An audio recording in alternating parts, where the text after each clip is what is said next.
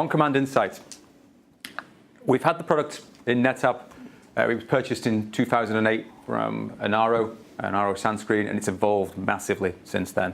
It's now really is one of the the predominant storage resource management tools out there, used by the top 10 Fortune 500 organizations, biggest banks, largest service providers, big enterprises, very familiar with OnCommand. It's really helping them drive a lot of key IT deliverables. So increased customer satisfaction is one of the major ones, reducing the mean time to resolution when there is issues in environments, lowering the costs of not only the storage infrastructure, but the rest of the IT environment as well, and then aligning those IT services back to the wider business. So tying things into things like chargeback, automation tool sets, all the CMDB kind of aspects. Now, OCI, I see it has really got 5 major use cases. There's the monitoring of the environment, giving a centralized view of all the infrastructure resources, how they're connected, how they're interacting with each other, where there's performance bottlenecks, which then really helps with the next use case, which is troubleshooting environment. Everyone who's ever had an experience of trying to find out what's going wrong with a storage infrastructure knows they need to speak to the compute guys, the network guys, and get that holistic picture. With OnCommand Insight, we have those. We have an end-to-end analysis. We've got the ability to do machine learning across those performance data sets and really be proactive about understanding where the problems are and what needs to go on to fix them. A huge kind of ROI that the tool brings is the cost control and the optimization of the cost in the environment. And this applies across the hybrid environment. So we have the ability to assign costs to different service levels, to different infrastructure components, feed them all into our system, and then create chargeback reports, showback reports, utilization, optimization enhancements, and they can all be done from that one single viewpoint. Service providers love the tool because it gives them the ability to charge their customers for the services that are being consumed, align those back to different business units, different end tenants. And then organizations that are wanting to become their own internal service providers are also really leveraging to deliver more like a showback or a shameback report, as we like to call it in NetApp IT. And then the final piece is we have a humongous wealth of information that we've collected from all the different infrastructure components. Being able to leverage that data sets and then feed it to other parts of the organization and other business processes is extremely powerful. So feeding the OCI data into something like ServiceNow, which I will drill into a little bit further on, really exposes how the infrastructure is being used and what actually is going on with it. I was thought OCI was more automation of provisioning and things of that nature. And where do you see that as ecosystem kind of integration? So, yeah, no. OnCommand Insight is one of a portfolio of tool sets that NetApp has under the OnCommand umbrella. OnCommand Insight has always been a little bit separate, and to the side of that, we came from the Anaro acquisition, and we've been very much kind of an autonomous group, whereas the rest of the OnCommand portfolio, things like WFA, which was doing the automation and the provisioning, the system manager, the unified manager, they're really tailored towards the ONTAP side of the house. OnCommand Insight is certainly not just ONTAP. It's everything under the sun, IT, storage-wise. So we discover the public cloud. We see the hyperscalers. We see the Amazon, the Azure data sets. We'll do the private cloud with the OpenStack, Hyper-V, VMware, Red Hat, Power VM, and the on-premises. Keep getting that right. Yeah, because I was going to talk to you all about on-premise SIS, but I've been told that we're really big no-no. So, yeah, all the major storage vendors, we've got data collectors that will pull all that information in. So, why is this different to any other kind of storage resource management tool out there? Well, one of the big differentiators is the scale that we go to. We built the product to be for the largest enterprises. So we needed to be able to do it in a way that discovers not just 100 virtual machines and a few storage arrays. We're talking tens of thousands, if not hundreds of thousands, virtual machines in an organization and hundreds, if not thousands, of storage arrays. So we're built this for the biggest of the big.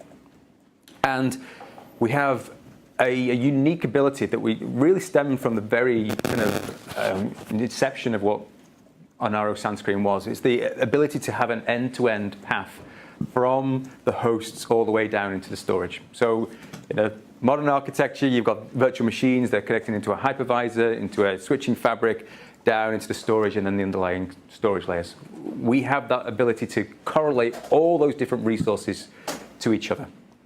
And because we can see all the different resources, how they're being used, and we're collecting at scale and in the biggest environments, aligning it to different organization constructs, we can really do a kind of cost control and optimization that other tools cannot even get close to doing. We understand that. Also inside the VM, or the VM is just the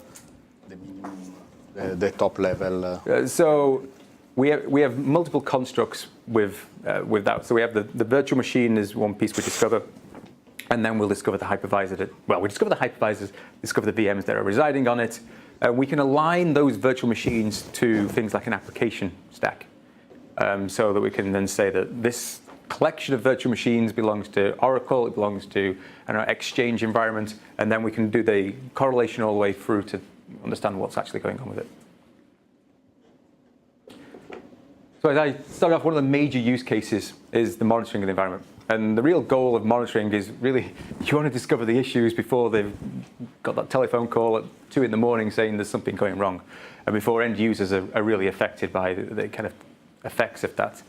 So the challenge with that is you need visibility across all the infrastructure. Just having that view of a storage device doesn't tell you where the actual performance issues are actually lying. You need to be to understand that there's a virtual machine over here that's having an effect on the back-end storage. These volumes or flex vols are being interacted with, and that's where the performance bottleneck's coming from.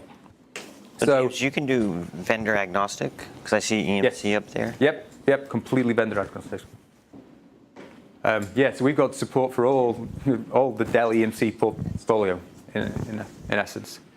So Holden. Once you've discovered that infrastructure, it's not only the case that it is one particular storage device at the back end. There's often multiple. It's often you've got these large enterprises. They've had mergers and acquisitions. They've never got one vendor strategy, or very rarely do they have that. So there's always maybe an Isilon in there, a VMAX in the house, maybe a USB-V, maybe some really old DS8000 IBM device, something like that. So, well, I have a really old CX500. Does that count? We have the ability to look at the Clarions. Yeah, so if there is a little CX out there and you want to be able to see it, possibly. Depends what microcode it's. So we've got the visibility into all the performance aspects of each one of those pieces, and we can produce nice little reports and dashboards. And when I do my little demo in a while on the monitoring and troubleshooting section we'll get to, I will give you a deeper dive in how we create those dashboards, how we can actually do those visualizations. The other key piece about monitoring the environment is it's all right looking at a dashboard, but really someone wants to get the alert that said that something's going wrong. So we've got a very rich performance policy engine that can be tuned to customized to specific events for different performance constructs and different subgroups of resources. And I will give you a deeper dive into that as well. Quick question for you. You've got a new customer that signs up for OCI. What level of customization do your customers typically have to operationalize your product with their current environments? Yeah, so depends on the customer. Depends on their use case for why they're bringing in OCI. But in general? It ranges. So some could be a couple of days, some could be a couple of weeks, some could be a couple of months, some could be a long ongoing process. Depends where they are and how big that organization is. Some of the biggest of the bigs, they like to leverage our professional services to really help with that tailoring and the feeding and caring of the customizations that they brought into the environment. Others, what if they want to do it themselves? What are the resources out there? So we have plenty of online documentation. If you go to NetApp Docs, it's all up there. We've got all the training courses from NetApp U, very good instructor-led courses, online courses. We've got the YouTube videos that'll keep people going with that. And then we have the professional services organizations. All right. We've got a rich... And what about forums? Do you have... we've got NetApp communities that will also interact with Yep. folks on those as well. Yeah, the whole piece that we want to make it as simple and easy to kind of get up and running and get going on it. So, and some of the things I'll show you as well as we get further into the presentation, and especially in the demos, how we've really made that a possibility. So troubleshooting an environment, especially in these very large storage environments, can get extremely complicated. The call comes in, the monitoring detects there's an issue in the environment, but then drilling down into that issue and finding the underlying cause, without a tool set like OCI is extremely difficult. You need to understand the relationships to be able to piece the different components together. So the whole goal is getting to the operational state as fast as possible, and we've got the analytics to really help go a long way to making that possible. So we've got a greedy degraded analysis that looks at if there's one particular resource that's bullying or putting more of its load onto a underlying component and that's blocking other people out. We can see where there's latency spikes that are coming in because of that. We've got our correlation engine, which will then show that these different resources are actually being infected by these ones. And it's all based on that end-to-end relationship that we've had the model for many years. And then the other piece, which is it's actually been in the product maybe about 2 years now, is our anomaly detection engine. We're leveraging machine learning capability, Bayesian network, to be able to look at the performance aspects. And my little chart over here is actually giving a representation of an application infrastructure stack. All these are little subcomponents within that environment. And when they start becoming anomalous in their behavior, their performance has changed. So maybe they've gone from running at 10 IOs per second every day, but the next day they've gone up to 100 IOs per second. That's a behavioral change. We've started to detect that and then starting to show that, create alerts on it. And then with a stack like that, you're looking across an entire application, all of those resources. I can see that this one is the one I want to look at. So this particular storage pool is anomalous. Let's jump onto it and see what's going on. And it could be that there's an underlying resource that's not part of the stack that's causing the behavioral change. What are some of the options when you detect and react? What are the reaction options that you have? So I will either send emails, SNMP traps. I've got a REST API that you can actually query that to get the information. I can feed it to a syslog. And I also feed it internally within the product to an alerting dashboard. Can I call scripts to do something about it if it's a common issue? Run a script, we don't have the fix it? scripts in the product, but yes, you absolutely could create a script externally? Send that to something. WFA is the NetApp tool that I hear people actually do that with. Another major use case I have is around cost control and the optimization of an environment. We've got the visibility across that hybrid estate. We're looking at not just the on-premise infrastructure, but out on-premises infrastructure, but into the cloud as well. So keeping those costs under control is a major, major activity for a storage group. Understanding where there's waste in the infrastructure, where you've got a load of new equipment and someone's set up the mapping and the masking, but they've not done the zoning correctly, so no one can actually connect to anything. You need to be able to understand where that waste is starting to occur, when things have been turned off but not actually really fully decommissioned or reclaimed. So we have the ability to understand what's out there, what it's actually doing, and then we can assign cost points to each one of those items. So we can do that on an automatic basis by our service tiers, and we can create nice little charts and graphs showing you the cost of the underlying infrastructure, what's actually being used, what's not being used. That really helps identify where do I target my waste reclamation first, where do I look for opportunities to right-size the environment. And if I want to increase kind of the density of my use of my infrastructure, maybe I want to squeeze more compute resources out of my hypervisor, put more virtual machines on there, up the usage and the utilization of the cores, I can do so. And I can also model this and forecast in the future based on these reports. this based on an application level view, or is this an infrastructure complete level view? I mean, So in this little diagram here, I've actually got probably an entire infrastructure. There's different service classes. I've got the gold, fast, gold, and the bronze. Down here.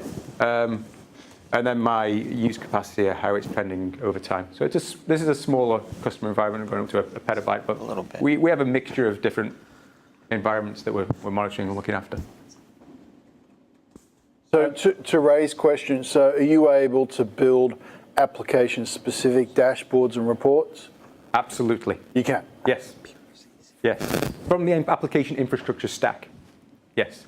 And then with other capabilities we've got about pulling and pushing data into the system, I can actually then start bringing in other characteristics that will start showing performance of those applications as well. Does this do any comparison metric against sort of other NetApp customers or other storage customers that are sort of peer-like infrastructures? Or is this based on your unique environment? So OnCommand Insight is deployed on premises in the customer's environment. They can't compare that environment then to someone else's environment. But are you asking like do we provide them benchmarks of? Would there be a cloud-based model of the data set as well? Or So we've got a phone home capability that we can analyze for support usage, but we don't do any benchmarking back on that data set. How does it assign the marketing and finance categories to items? Yes. Automatic? So we have multiple ways of actually, because different organizations have different constructs on how they like to split the data. Some people have very standard naming conventions. So I know that just from the name of the virtual machines, what the name of the business that's consuming those. Yeah. Other organizations have a CMDB, and they've got just a random cohort of names in the environment. So we can take a rule set and build it from a rule set. We can do it from a import from an automatic feed from a CMDB. We can do automatic feeds from a spreadsheet. We can use a script to push the data into OCI. We can do it manually. There's multiple ways that customers are doing it. It's obviously preferable if they're doing the automatic feed, because then it's constantly kept up to date and they know that it's the real record of truth. Good. So service providers love the tool because it is that record of truth. The ability for them to go onto every device in the infrastructure, pull down in a spreadsheet or a CSV file, and then put it into a database and manipulate it to create a chargeback report it's just impossible. Back in my day at CSC, when we were talking with customers, they would be spending weeks, if not months, to try and create the monthly billing report, and that's just not sustainable. So bringing a tool like OCI actually really just turns that on in seconds. You're now creating a report in minutes. It can be automatically delivered to your inbox, put to an FTP location, fed into whatever other database out there. But seeing all that billing information, and even then for a customer that wants to deliver it as a, like I say, shame-back report, it's very useful because it gives the businesses the understanding of what their cost points are. What if you want to do C-level reporting? Do you have any reports out of the box? Yes, plenty of reports out of the box. All sorts of different things, from high-level storage manager dashboards to chargeback reports to forecasting, capacity planning, and then more detailed ones. And we've got out-of-the-box reports, and we've got an automation store that also gets a lot more ability to feed feed reports into OCI that people can then consume. And I'll also show that a little bit on one of my live demos. I'll show you what that looks like.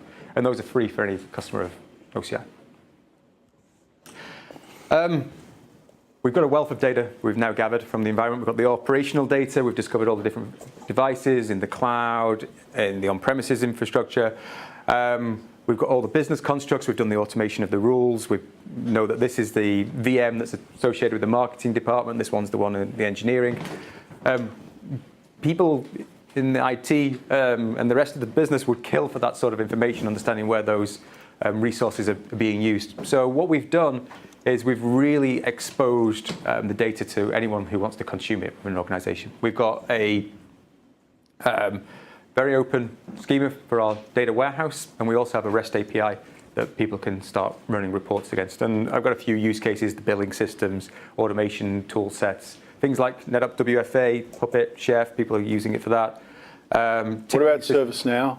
ServiceNow is a great example, and I will drill really into some of that. But ServiceNow, we've got a out-of-the-box connector for that will feed data up into. Is that popular?